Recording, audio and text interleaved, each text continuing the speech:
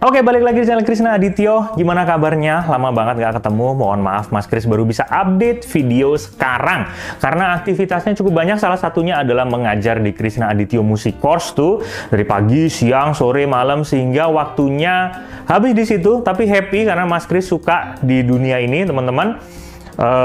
Dunia belajar dan mengajar musik ya. Teman-teman kalau mau join di Krisna Adityo Music Course tuh di kolom deskripsi ada nomor WA-nya. Konsultasi aja di sana. Ada beberapa jam kosong yang teman-teman bisa join di sana ya. Mas Kris sendiri ngajar ada limitnya, hanya 25 orang dalam 1 bulan.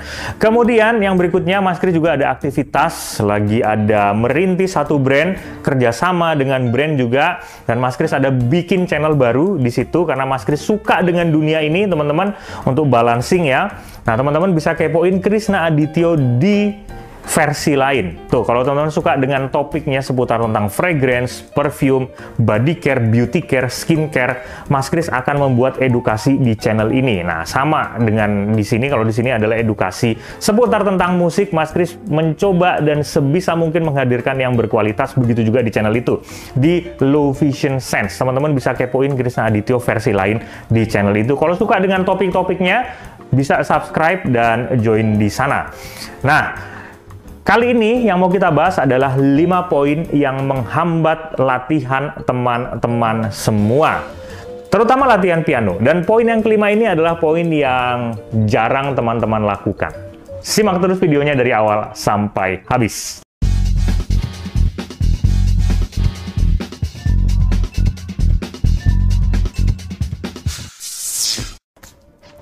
Oke. Di luaran sana, pembelajar piano itu banyak banget ya. Baik dari pekerja, sehingga impact-nya itu ya lain-lain ya. Teman-teman ngerti lah di bagian-bagian itu. Karena aktivitasnya beda, daya tangkapnya beda, mood-nya beda, impact-nya pasti beda. Nah, tapi 5 hal ini 5 hal yang menghambat teman-teman sulit untuk berkembang. Nah, sehingga teman-teman harus hindari 5 hal ini gitu ya.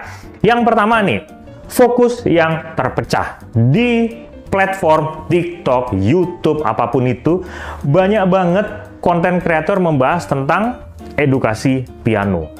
Sehingga kita nggak filter, kita udah sampai di mana, apa yang harus kita fokuskan, hal-hal apa yang sebenarnya harus kita kuasai dulu. Nah, mungkin teman-teman nggak sadar apa yang harus kita kuasai sekarang.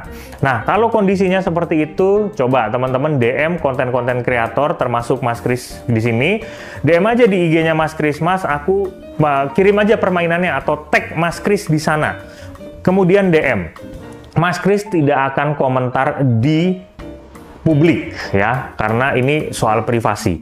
Kalau teman-teman pede dengan mainnya, nah, Mas Kris akan tetap balas di private ya, teman-teman. Ini kurangnya begini, ini begini, ini begini. Kalau Mas Kris bilang udah bagus gitu. Karena Mas Kris sendiri juga masih belajar di situ ya. Sama-sama belajar kita.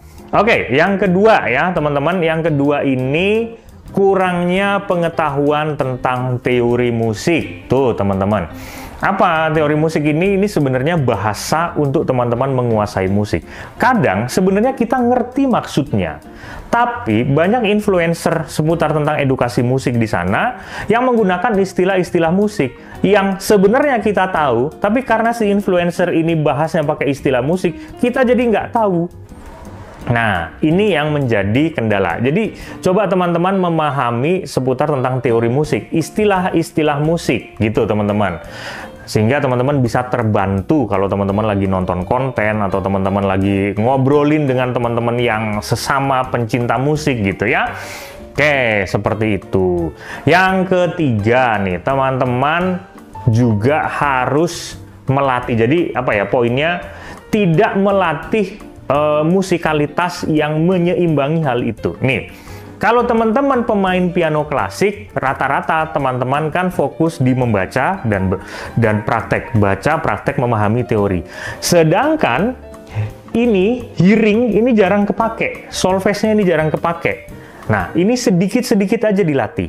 Begitu juga sebaliknya, teman-teman kalau misalnya udah kebiasaan latihan hearing, nggak bisa baca not gini, coba sedikit demi sedikit belajar baca. ya, supaya teman-teman levelnya tuh rada naik, sehingga yang dibahas kayak misalnya kadang kalau ada profesor yang membahas tentang musik, kalau di TikTok tuh ada kayak Profesor Peter Jonathan, nah itu dia membahas tentang teknik-teknik teori-teori musik yang bener-bener detil. Nah teman-teman bisa bisa juga join di sana ya teman-teman. Kalau kita nggak ngerti tentang itu, nah pusing juga ya, intinya kayak gitu ya. Oke. Kemudian poin yang berikutnya, poin yang berikutnya ini teman-teman kurang latihan mikro dan makro. Dalam praktek nih, latihan mikro itu penting banget. Mikro itu adalah latihan move per move. Misalnya teman-teman lagi mau bikin satu progresi, misalnya dari C mayor 9 kemudian ke A minor 9. Nah, ini kan progresi yang cukup simple gitu.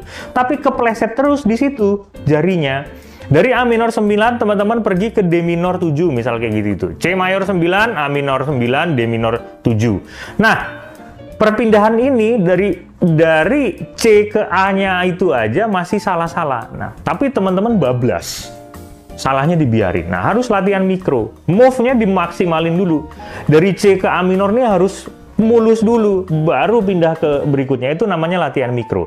Kalau latihan makro, latihan secara keseluruhan. Misalnya satu progresi dari 1, 4, 5, 1 misalnya gitu ya. 1, 4, 5, 1 nih latihan. Terus kita tracking nih, mana yang kepleset terus. Ternyata dari 4 ke 5. 4 ke 5 nih dia miss terus. Baru di mikro di 45, 45, 45 gitu terus. Nah, itu penting banget teman-teman untuk latihan mikro dan makro. Berapa lama? Nah, setiap orang punya kriterianya sendiri-sendiri, punya daya tangkap, punya kebiasaannya sendiri-sendiri ya, teman-teman. Waktu juga penting, kekurangan waktu dan yang lain-lain. Nah, ini penting banget ya, teman-teman. Oke, poin yang kelima nih, poin yang kelima itu apa? Poin yang kelima adalah teman-teman jarang gunakan yang namanya backing track. Backing track ini di YouTube banyak banget kalau teman-teman mau melatih tentang pergerakan melodi, kemudian tentang moving pergerakan chord. Nah, backing track ini membantu supaya teman-teman belajar rapi. Karena backing track ini kan dia temponya itu pasti on tempo gitu. Dia nggak kayak kita main manual yang kadang temponya itu kesana kemari gitu, nggak gitu.